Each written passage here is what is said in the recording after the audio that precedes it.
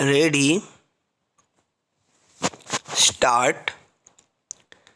मानव तस्करी की आशंका की वजह से फ्रांस में रोके गए विमान के यात्री भारत पहुंच गए, मगर इस समूचे घटनाक्रम की जितनी परतें सामने आई हैं वे सोचने पर मजबूर करती हैं कि अमूमन सामान्य दिखती दुनिया में बहुत सारे लोग किस तरह की जटिलताओं से गुजरते हैं। संयुक्त अरब अमीरात से अमेरिका के निकारागुआ जा रहे विमान में अगर मानव तस्करी की आशंका नहीं पैदा होती तो शायद इससे जुड़े पहलू या तो दबे रह जाते या फिर वैध अवैध की आम घटनाओं में शुमार होते।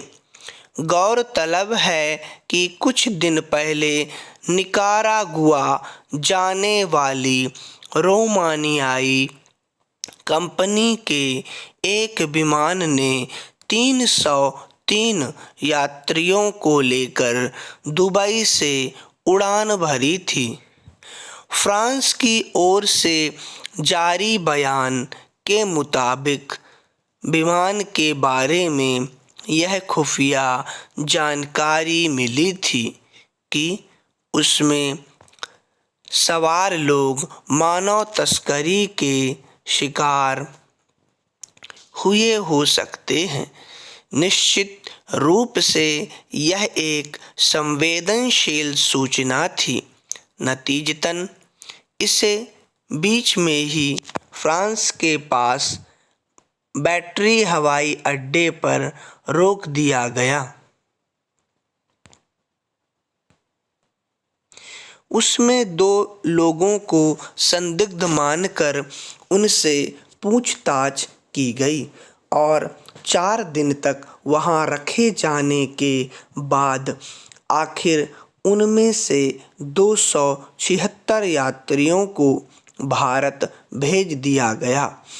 2 नाबालिगों सहित 25 ने फ्रांस में ही शरण मांगी। वैश्विक स्तर पर जैसे हालात बन रहे हैं, बहुस्तरीय आशंकाएं उभर रही हैं। अमूमन सभी देशों को सुरक्षा के मोर्चे पर कई तरह की सावधानियां बरतनी पड़ रही हैं।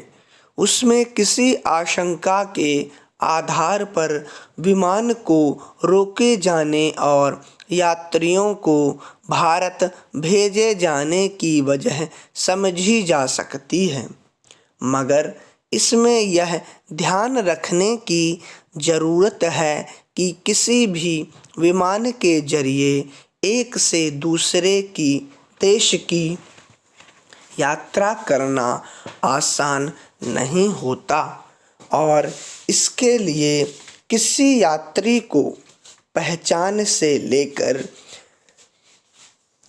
कारण और अवधि तक के कई स्तर पर सूक्ष्म जांच प्रक्रियाओं से गुजरना पड़ता है।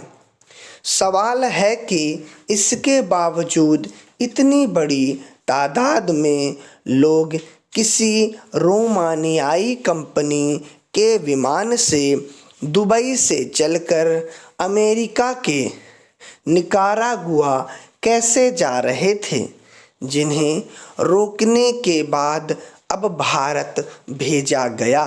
हालांकि उनमें से कई यात्रियों के पास कार या पर्यटक वीज़ा था और कईयों के पास वापसी के टिकट और होटल के आरक्षण के प्रमाण भी थे।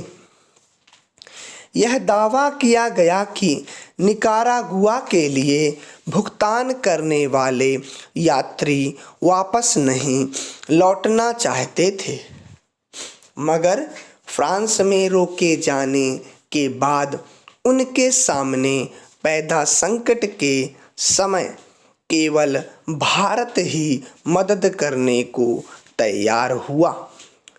यूं फ्रांस से भारत पहुंचने वाले यात्रियों में से ज़्यादातर भारतीय हैं और बाकी सब भी अब अपने अपने सुविधाजनक ठिकानों की ओर लौट जाएंगे। फिलहाल फ्रांस की ओर से उठाई गई मानव तस्करी की आशंका की पुष्टि नहीं हुई है और घटना की पूरी जांच होगी, मगर इससे यह साफ हुआ है कि किस तरह बहुत सारे लोग रूस यूक्रेन और इज़राइल हमास के बीच से उपजे हालात से बचने के लिए या रोजगार या फिर किसी अन्य वजह से संवेदनशील स्तर तक जान का जोखिम उठाकर यूरोप या अमेरिका जैसे देशों में जा रहे हैं। हालांकि उनमें कुछ लोग समूची कानूनी प्रक्रिया का पालन करके वहां जाते हैं, लेकिन ऐसे मामले भी सामने आते रहे हैं जिनमें कई अवैध तरीके से भी कनाडा और अमेरिका जाते हैं। अमेरिका में शरण मांगने वालों के लिए निकारागुआ एक चर्चित जगह बन गई है। जाहिर है इस समूची घटना के कई ऐसे पहलू हैं जिन पर मानवीय दृष्टि से विचार करना जरूरी है।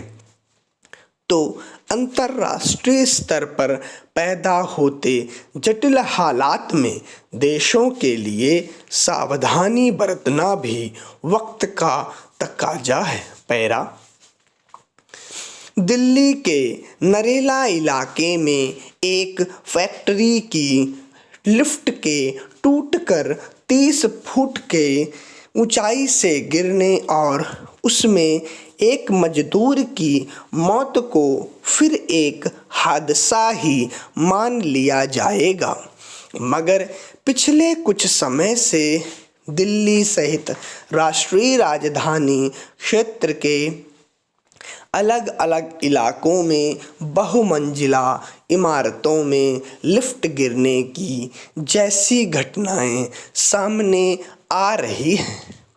उस समय साफ है कि इसके पीछे लापरवाही या व्यापक भ्रष्टाचार है।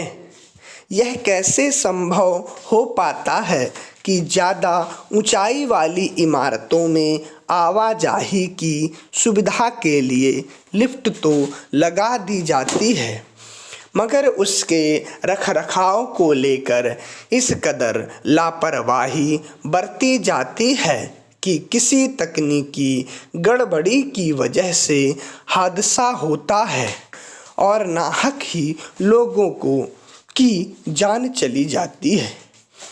नरेला में जिस फैक्ट्री में लिफ्ट गिरने की घटना हुई, वहाँ एक अहम सवाल यही है कि दिल्ली में फिलहाल निर्माण कार्यों पर रोक का नियम लागू है, तब वहाँ फैक्ट्री में मरम्मत का काम कैसे चल रहा था?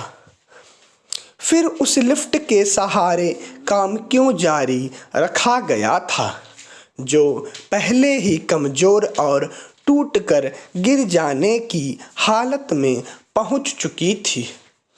सच यह है कि पिछले कुछ दिनों से दिल्ली और नोएडा में बहुमंजिला इमारतों में लिफ्ट गिरने और उनमें लोगों की मौत की जितनी भी घटनाएं सामने आई हैं, वे आम तौर पर व्यवस्थागत लापरवाही और लिफ्ट लगाने के दौरान उसकी खराब गुणवत्ता से समझौता करने की वजह से हुई लगती हैं।